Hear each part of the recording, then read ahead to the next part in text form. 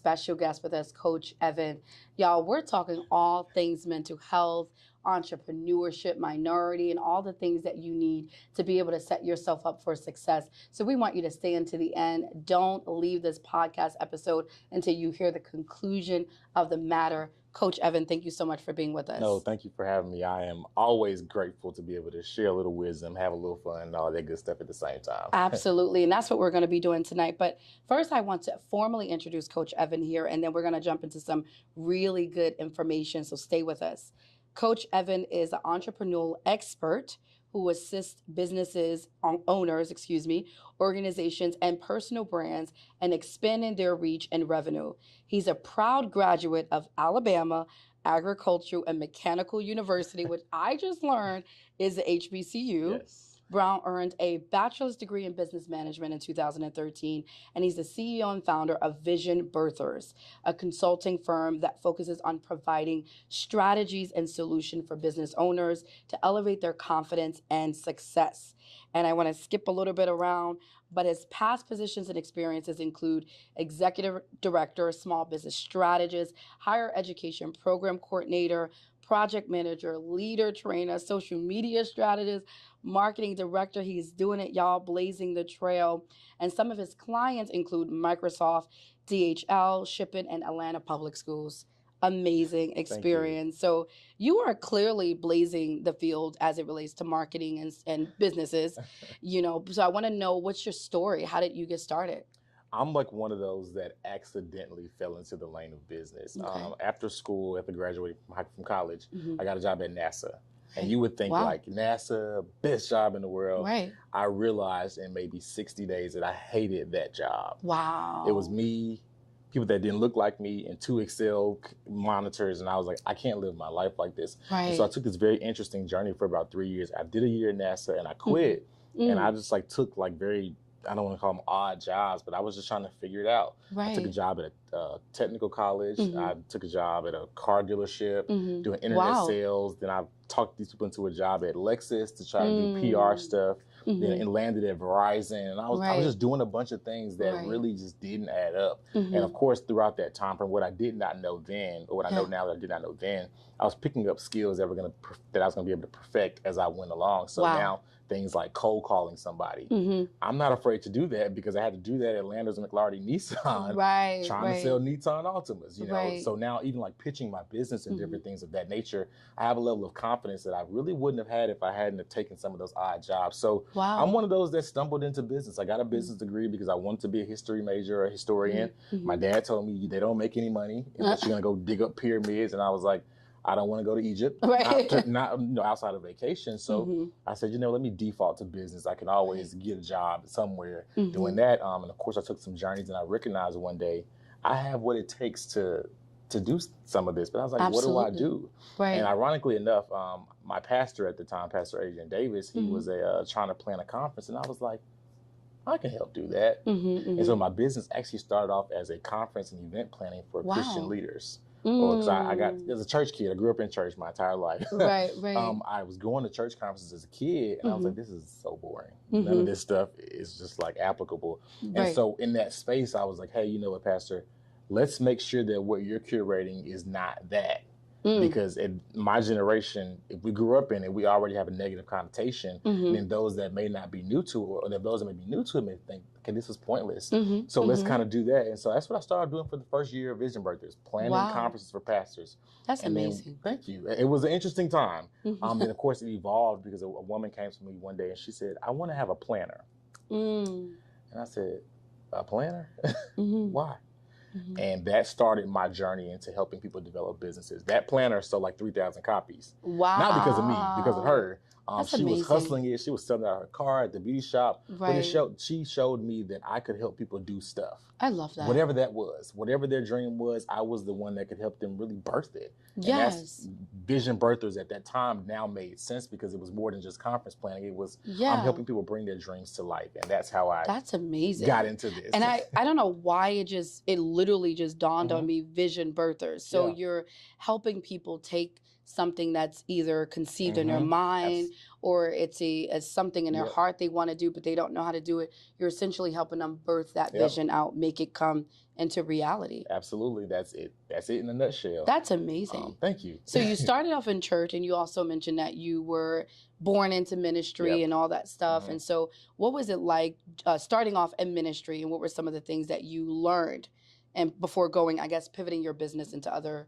industries? It was, if I'm honest, I didn't really learn a lot. Oh. You know, right. well, let me not say that. That's a terrible way to say that.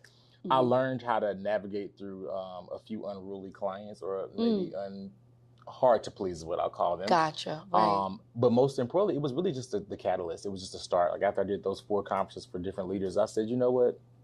I'm going to branch out because there are more people that I could help service. At the time, I was just thinking, had my zeal for Christ again. So I was like, I just want to serve the world. Right. And I was like, let me just serve as many visions as I can. And that's when it kind of led me into the business space. But I'm grateful, of course, for my upbringing, for my foundations. It's actually been to kind of help keep me together over the years, because entrepreneurship is not easy. Absolutely. It's really hard. Yes. And I want to get into that too. Yes. So my personal belief system has really held me together, and it gave me the foundation to do what it is I'm doing now. That's amazing. And so you touched on something, and that's sort of, we're going to be talking about the stress and I guess the struggles, the truth behind entrepreneurship that we tend not to hear about, but then more so minority entrepreneurs and how that is different. Harder. How different it is. So I'd love to hear your viewpoints on what is entrepreneurship like? What's the truth behind it? You know what? I think the best way to leverage that or to speak into that is to say this. Entrepreneurship is about you creating a business that makes money. Okay. There are so many Black people Black and people of color who have unhealthy relationships with money. Wow, that's so good. But it's like, oh, I want to start a business. Well, sweetheart, the business is supposed to make money. Yeah. If it's not making money, we might want to question if it's a business, Right. And that can go in other ways with, passions or passion projects or hobbies. But to me, entrepreneurship is a way to freedom. Yeah. It's a way to change and transformation. I love that. I've been able to do things with and for my family that entrepreneurship gave me the physical means to be able to do so. That's amazing. And without it, I may not have been able to do so as soon or as fast. Right. So that's what entrepreneurship is to me. It's about making a way and changing the trajectory of your life. But most importantly, it's about making money. Absolutely. Because a business is supposed to make money. Right. And there's nothing wrong with being a Black business owner that's making money.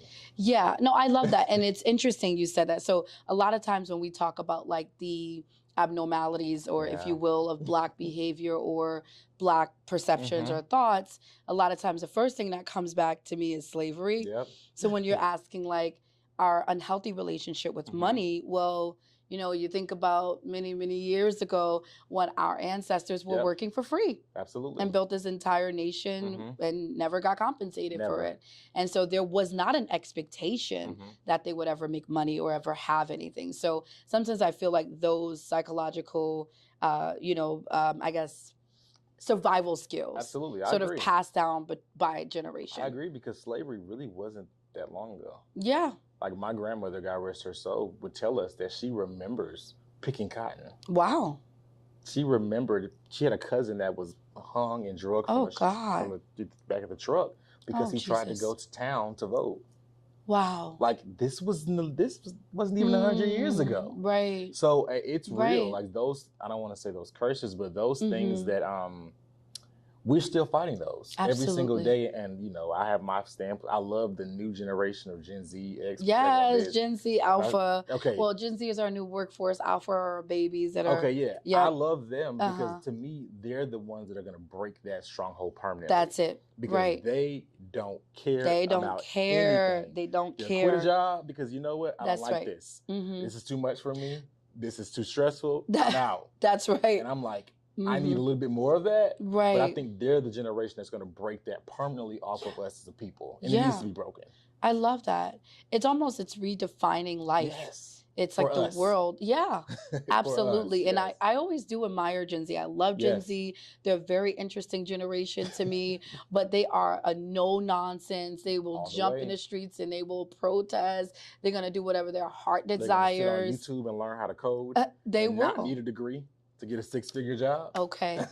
Because the world is changing. Yes. And what was working in our time, right, and many years ago, is not working today. Absolutely. So they're shifting the needle for us. Yeah. And so things are shifting, things are changing, especially now we're talking about entrepreneurship. Absolutely. What does that look like today, especially for minority entrepreneurs? Oh, that's a great question. I think right now it looks like a land of opportunity. Yeah. You know, I've been an entrepreneur full-time, I guess off and on full-time, about 6.5, 7 years. And what I remember when I first started is not the stuff that I'm doing and living in and seeing every single day now. Like the landscape has totally changed. Information has changed. Trends have changed. Business has changed. You know, even industries, the way industries systems. changed. Like, so many things have changed and you've been forced to upgrade. So right now I do see entrepreneurship as a blank canvas. Wow. If you have the drive and if you find your skill that you want to hone in on, because I don't necessarily believe in niching down anymore. I was one of those coaches that was like, find your niche, work your niche. And I'm like, I don't believe in that. I don't. I tell my kids that. So sorry to No, you're good. interrupt, but when kids come up to me and they're like, you know, miss, I want to be this, but I also want to be this. I'm like, you can do that and that. I said, this is the world of the end. Yes, it is. You can have both. You're a You comma. don't have to choose. Be it all. Period. Be it all. Yes, exactly. Be it all. And so that's how I view entrepreneurship now. It's an opportunity that you can be a real estate investor. Right. And you can be a dentist by day. That's it. You can be a marketing professional or a teacher, and you can run a hookah lounge at night. You know, it's so many different things that you're able to do to advance, to grow your business portfolio. And I think that we should take every chance that we get. You know, I'm thinking about just the psychology now behind being an entrepreneur. Before we went on, we were talking about the difference between a small business owner and a CEO. And essentially, it's like a paradigm difference, right? If you want to speak to that really quickly. So I unsubscribed or realized maybe 2 years ago, I think it was, that there is a major difference between a small business owner and a CEO. Yeah. To me, a small business owner is trying to figure out how to just make it and how to get into the green. A CEO is thinking, hey, you know what? How can I scale? How can I work myself out of this? And how can I take more vacations? Yeah. So that in that moment, the CEO now begins to pull on information that they did not have before. They're willing to outsource. A sore spot for a lot of Black and minority business owners, outsourcing.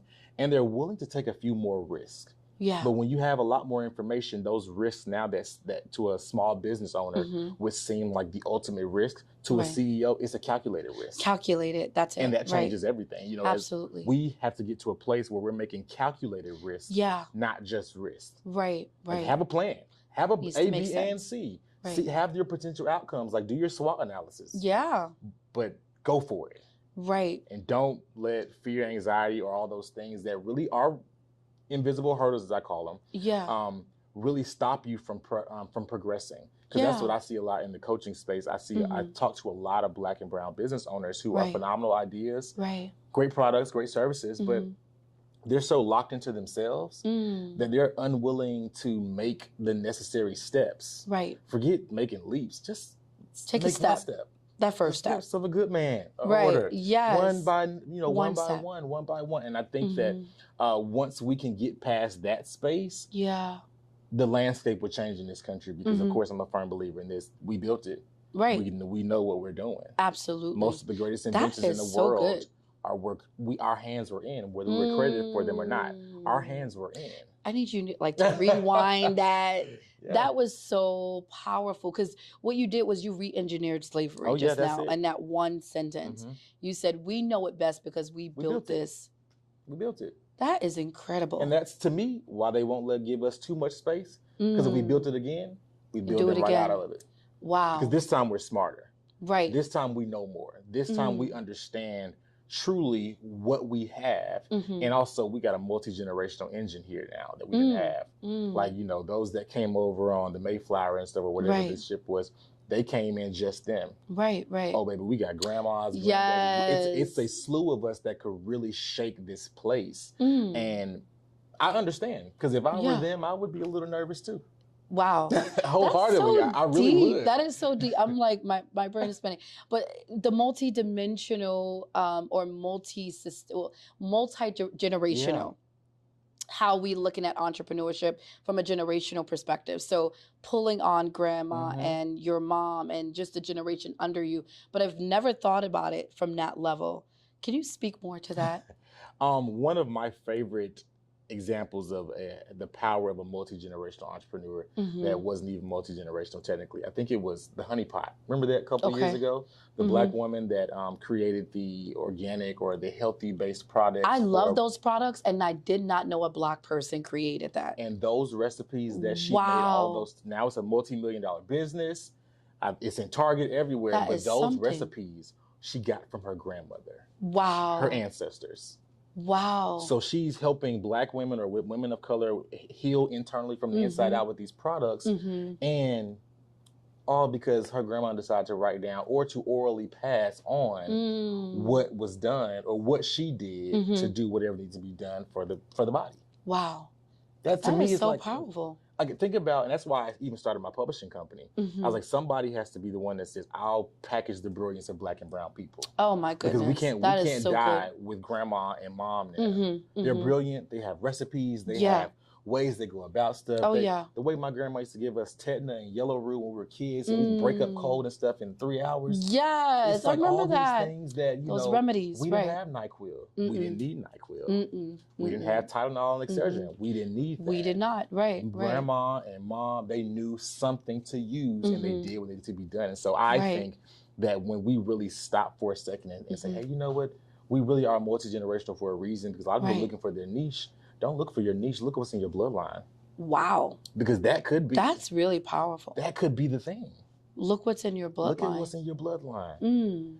That's why I love to see black business owners now. They're doing a lot more oils and the serums and stuff. Please boil all that stuff your grandma put on your hair to make it grow when it broke off when you got that perm. Right. Do it all.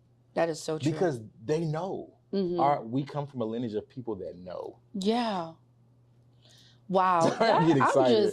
This is so good. This is As you can see, I'm very much so militant. No, this is amazing. And I'm thinking about all the brilliance that we have. It's almost like untapped into brilliance. Oh, absolutely. Brilliance that's just sitting there, brilliance that has not yet been utilized. And we have all this. We have like multi-million-dollar, multi-billion-dollar ideas and things that are in our hands that we don't even realize we have. And so how do you help people? That's holding these ideas that's multi-million-dollar and they don't know what to do with it? The way I help them is I tell them the truth. Your life could change if you do what you need to do. Wow. I don't believe in sugarcoating. I don't believe in pacifying. I am not the coach. If you're looking for a coach, I'm not the coach that's going to be like, no, I'm going to tell you the truth. Yeah. Do you like your life right now? And if your answer is no, change it. Right. Put yourself together, do what you got to do to change it. And that's, to me, that's really just what it is. It's a matter of you just saying, like, let me change it. So that's what I do. I start off with just telling the truth. Then I immediately attack confidence. Wow. Because of my belief in who we are and the lineage that we come from, there's nothing, in my opinion, that we can't do. Right, right. But it takes confidence and courage to step forward. Oh, yes. And to step out. And I know brilliant people who are just as scary and who are just as, I don't want to say weak, but they're just in a nervous place and space right now that could be changing the world in science and medicine. Wow. But because they're still timid and they don't realize who they are, where they come from, and what they possess, and what they hold. That's it. Yeah. It allows you to be able to say, hey, you know what? I can just be okay like this. I can stay in this comfortable place. I can choose contentment. When in all actuality, you're probably one of the people that can change the world. Wow. But you just don't believe in you. Don't believe in you.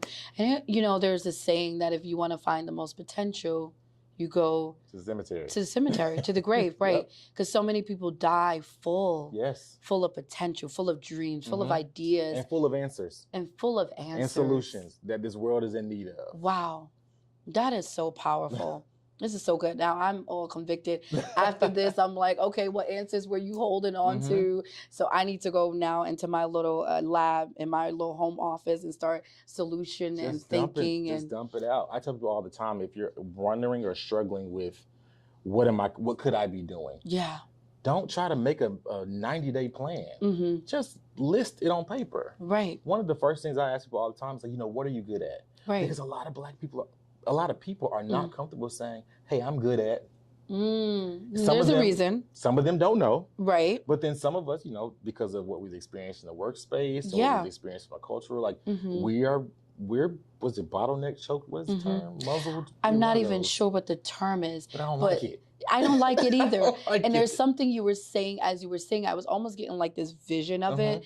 It's almost like, as Black folks or Black people, I'm just going to say Black people. Because I believe that the Black experience is very different and unique from the BIPOC or people of color. That's just me. And I only started using the BIPOC thing because I was on a couple of podcasts and they told me I had to say that because I'm good for Black. Yes, I'm so good for Black. Very good for Black. You know why I say that? Because when I say what's the difference between our ancestors, we didn't ask to be here, whereas yours had a choice. They decided to cross the border for whatever reasons that they needed to get over here. So that is the distinction. Now, going back to this, everything. I believe that in workspaces and what I've seen is almost like Black people being prostituted with their gifts, right? Low salaries, not being paid, overworked, not being treated right, overworked, burnt out. You also said it, literally working themselves to death. Not being paid and not knowing their worth. And so they stay in these places, they're building up these industries, these systems, these companies, but they remain at the bottom. So what you're doing is you're essentially starting to show Black people who they are, their worth, their power, and I'm sure other people as well, and start to show them where they belong in the world. And also realize you're in a space, you be a sponge, taking all that knowledge. Yes. Everything that I'm doing right now, right, it is because I've done it in more ways than one over the last 8, 9, 10 years. Yes. I am not afraid to say, hey, you know what? I was at the job and I learned this. I have a publishing company because I wrote a devotional 7 years ago that was simply just text messages. Right. This powerful, wonderful young woman helped me publish it. And I said to myself, that's an opportunity for money if I can just figure out how to do this. And so I literally asked her, can I work for you for a year because I want to learn how to do this? Wow. Luckily she said yes, but think about how many people are not taking the knowledge they've absorbed in these roles and jobs and repurposing it. Yeah, repurposing your skill set, your knowledge, and all those other wonderful things. And that's what entrepreneurship today looks like as well. Because I do actually wonder this. Even though we've experienced so much in the workspace with being overused and being abused, at what part is it our responsibility to take what we've learned and to put it to use for us? Right. So, I do believe we did it, but at some point we'd say, you know what, it might be our fault that we didn't really stop and say, hey, you know what, I've got this, I'm doing this. Let me figure out how to use some of this in one way or another. Yeah. Which is also another reason why I love this current generation that's coming after me. They will find a thing, run with it, go there. They're just willing to put it all together and they don't have no fear. No fear. It's so different. There's no fear whatsoever. Wow. They're not scared of anything. No, they really IRS, police, repercussions. They're not afraid of anything. I saw the guy that put the recipe for Chick-fil-A's lemonade on TikTok. Okay. A 16-year-old young man put the recipe for Chick-fil-A's lemonade on TikTok. Right. I guess he had lost his job. He said, I'm going to teach y'all how to make it. Wow. Not recognizing that they signed, Chick-fil-A employees sign NDAs. Right. I would assume. Right. So he is being sued. Video gone, but he's being sued. I said, that young man is now going to be in debt for the rest of his life. But the one thing I can take from it, he said, y'all fire me? I'm finna air it all out. Right. And I said, you know what? They do. Right. What could I be doing if I had that type of confidence? That courage. At 16. I might be doing, I think I'm doing great for where, God has me, but I could be doing so many more things, if I just had that dose of courage. And so as crazy as that story is, I'm so impressed by the courage of those that are 21 and under right now. Oh, I really am. I'm like, you guys just say whatever. And I'm like, here I am, 32, going on 33, and still trying to make sure I perfectly put my words together. Right. To not offend. I'm like, I need a dose of that. Yeah, and we can learn, from the generation that's under us, Gen Z. I think one of the things with millennials and our generation is the generation before us, they didn't want to learn from us. Yeah. We were told we were weird, we were strange, we were disobedient, we was crazy, all them things. Lazy. Lazy. Y'all don't want to work. Right, all for the that longest, stuff. my parents didn't think I had a job. But you were, because sometimes they don't see entrepreneurship. And now they see. But for the longest, it was like, I guess what do you do? Struggling artist. Are you hungry? Have you eaten? Are you up there not eating? Right. I actually am working. Right. Thank you. Right. But yes, by all means, buy me some dinner. Right. No, but it's so true. And I think that generation didn't really understand it. Yeah. But I think millennials were essentially the ones that changed the game, changed the narrative. Yeah. And we are the ones that made it so that Gen Z could have the courage. I mean, like, we're the best generation. I just keep telling people this. The best generation on earth. I mean, yeah. What have we not done? Everything. The world that we live in, we have built. Exactly. Yeah. So we're wrapping up on time, but I really want to get into some of the struggles that entrepreneurs deal with. If you can tell us, what are some of the things that you've seen in your own experience, and maybe even some tips to avoiding those things so that entrepreneurs can be balanced and healthy and authentic. I would say one thing that I learned the hard way multiple times was to take control of my time. You know, entrepreneurship for some reason automatically is assigned to or aligned with the grind doesn't sleep or team no sleep or some of the other crazy stuff that we say that sounds good, but it's like, it's, but like, it's literally the worst thing in the world. I would tell myself 6 years ago, take control of your time and keep it. Because one of those things that I had to fight through was that I would take all the clients I could and I would work till my fingers were weak, my eyes were burning. And my life, even though I was making money and I was enjoying it, I didn't have a life. Right. So therefore, my dream was becoming a nightmare. Wow. As I am prospering and growing in it, I'm resenting it. Like, little known fact, I closed my business March 1st of last year, 2022, because I was tired. I said, I'm done with it. I walked away. I packed up my stuff. I left my office. I went home in my apartment, and I just ended up moving back to Atlanta. I said, I got to go home. Wow. But because I was so tired. I had never consistently had control of my time. And so even though my dream became a nightmare, I hated what I did. As good as I was, I hated it. And that's one thing I would tell any entrepreneur. That's so real. Because, working your dream is lovely. It's beautiful. Yeah. It is nothing like when your skill set, what you're passionate about, becomes an opportunity for a monetary transaction. It's nothing like it. Right. But keep control of your time. Yeah. Because this life, we can't get back. Things are happening fast. Every single day, people are going and coming. But that's one thing I would say, take control of your time. Yes. And how I take control of my time now is that I am organized. Now, I use a physical planner every day. I'm one of those types. I'm not really I'm a tech person because I have to be, not because I genuinely enjoy it, but I recognize that when I had a solid, consistent routine, my mind was better, my mental health was better, my sleep was better. Yes. My productivity increased. I didn't work as hard or as much because I had a plan. So now, instead of trying to get everything done in a day because I'm so behind, I was able to literally space stuff out through my week. That is so good. So now I don't get blindsided by Mondays anymore. Wow. Because no matter what goes on Sunday night, I'm going to at least sit down. If I can't plan out my entire week, I'm going to plan out Monday. So that way Monday doesn't catch me off guard. Right. Because people, in the gym, they say never miss a Monday. And my personal thing is that's the thing they say. If you miss a Monday, it could possibly throw off your consistency, how you flow. And so I tell myself I can't miss a Sunday. I've got to make my plan for at least Monday. Sometimes it happens. You can't do it. You can't plan the whole week. Right. But I at least have to. I don't want to wake up with anxiety. Yeah. Because when you got a slew of stuff coming and you have no idea where everything's coming from, you are triggered easily. Oh, yes. Oh, my. You don't sleep as good as you think that you do. Right. You sleep soft. You jump up and it's kind of like you're tired because you didn't rest. And so now that fresh mind that you utilize to really produce and create is 50%. Yes. You're tired. Right. And it's Monday and you still have 4 more days of 4 this. more days to go. Well, low-key 5, because you got to get through one day. Right, that so part. I would always say, please take advantage of your time, take control of your time. Take control. And have a healthy routine of some kind. That is so good. Yeah. That was so like power-packed. And I know we're closing, but it was power-packed because you talked about the anxiety that entrepreneurs, you talked about your lived experience, how you were just tired, burnt out, and going you were crazy. only in it. Right. Like literally going crazy. Like right. But I had lost control of those things that I knew worked. And we know what works for us. Right. But it takes a little bit of discipline to kind of jump in there and say, you know what, I can't do what you may do on social media. I can't do what this person says.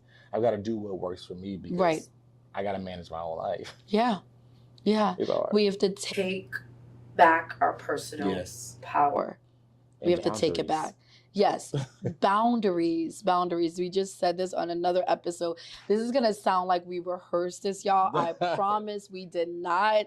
Because y'all heard the episode last week and y'all like, oh, y'all we did not rehearse this. You don't even know what we talked about the last week. But this is verbatim. Wow. Boundaries, mental health, burnout, taking care of yourself, discipline.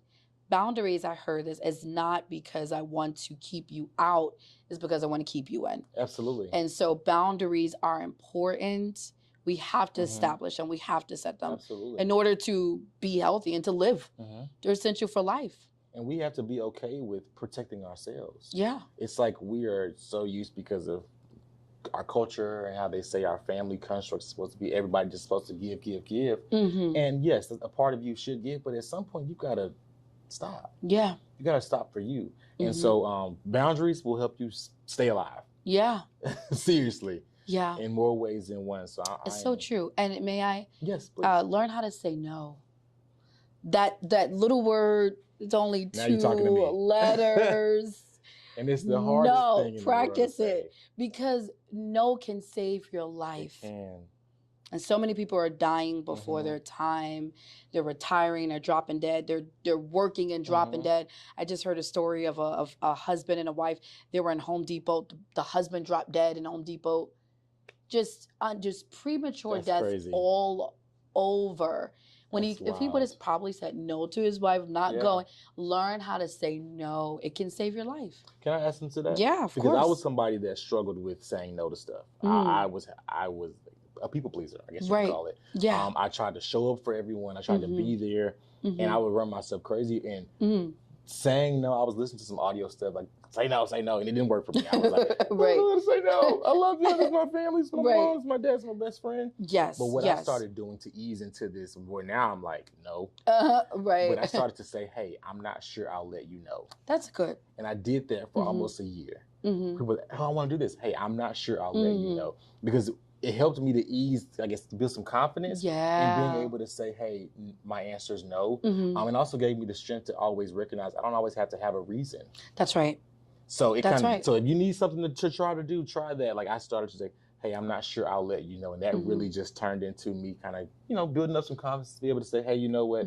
I'm not interested in being a part. Yeah. Or I don't even know. Right. Or I'm not even that far into my week. My friends know that now. They'll ask me something.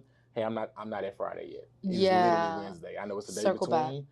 Come back Friday. And if it matters that much. So I would try that if you're looking for something, try easing into, hey, I'm not sure yet. Let me get back to you. Yeah, I think one of my new ones have been, the next 6 months are already carved out. Let's look back in 2024 or something like that. I like that. So I'm like, I already planned out the rest of the year. Can I borrow that? Yeah, that's yours. Yeah. Borrow, rent it. Those listening, borrow it as well. I like that a lot. Because I think people, it's about, again, it's taking back that power. Yeah. And a lot of times people feel like they have almost like this entitlement to your life and to your time. And that's where boundaries are. Yeah. You got to put them back. Mama, we putting you back in place. I love you. Daddy, auntie, uncle, grandma, cousin, niece, grandma, nephew, papa, and all the rest of them. Got to put them in their place because we love them and because we love ourselves too. Absolutely. And I think that's, summing that up, entrepreneurship is about. Boundaries. Yes, boundaries, boundaries. But we're closing finally for real this time. This has been great. This has been amazing. I know those that are listening are probably just soaking it up. Yeah. I know I'm going to listen to this again when I, get in my car. But any words of encouragement, those that may be aspiring to be entrepreneurs, or there might be entrepreneurs right now and they're really struggling, what would you advise them? I would say learn more. Yeah. One of the things that we just have to accept is the fact that as Black entrepreneurs, we are typically starting off below the cusp at the information level. Oh, yeah. Because I believe that creativity, and we're creative as I don't know what. Oh, yeah. And we can find some money. Oh, yeah. But when it comes to the information that helps you to build a successful, long-lasting, stable business, that's the thing that we don't always have. Right. And instead of always having to learn the hard way like I did, I have learned some hard lessons. I would just get more information. Right. Learn about business, not even per se learn deep dive into your industry. Learn just about business. Yeah. Understand business formation. Have a basic understanding of business taxes. Right. Have a basic understanding of profit and loss statements. I would just say get more information, because I do believe that's the one thing that separates us from them is that we don't have enough information, because I do believe this. We're creative as all get out. Yeah. And we have the resources. But I do know that when you have the right information, resources find you. That's so good. That's so good, y'all. I hope y'all got that. Might have to get your paper and pen out, or your little notepad, write it down, learn, get information as an entrepreneur, especially if you're a Black entrepreneur. The level playing field is not the same. So we're always playing catch up. Yeah. So we need to get the information. This has been so powerful, Evan. I'm so glad you invited me. Yes, I'm so glad you joined us. Thank you so much. How can people follow you, get in touch with you if they want to reach out and they're interested in your services? Okay, yeah. You can connect with me on any social platform, LinkedIn, Facebook, Instagram. It's all going to be It's Coach Ev, ITSCOACHEV. Also, my website is coachev.com. Shoot me a message, DM me, let me know you enjoyed this broadcast, and maybe we'll be able to do it again. Absolutely. Yes. Reach out to Evan. He is here, available. I'm sure can coach you through whatever your vision and dreams are. We want to make sure that you're set up for success, y'all. So we're ending here. But again, it's been great. Evan, we're going to bring you back on in the future. And we love you all so much. Thank you, thank you, thank you so much for listening to our content, supporting our podcast. Don't forget to subscribe, share it out to your colleagues, your friends, everybody. We want to make sure that they get this message too. We love you guys. We'll see you soon. Peace out.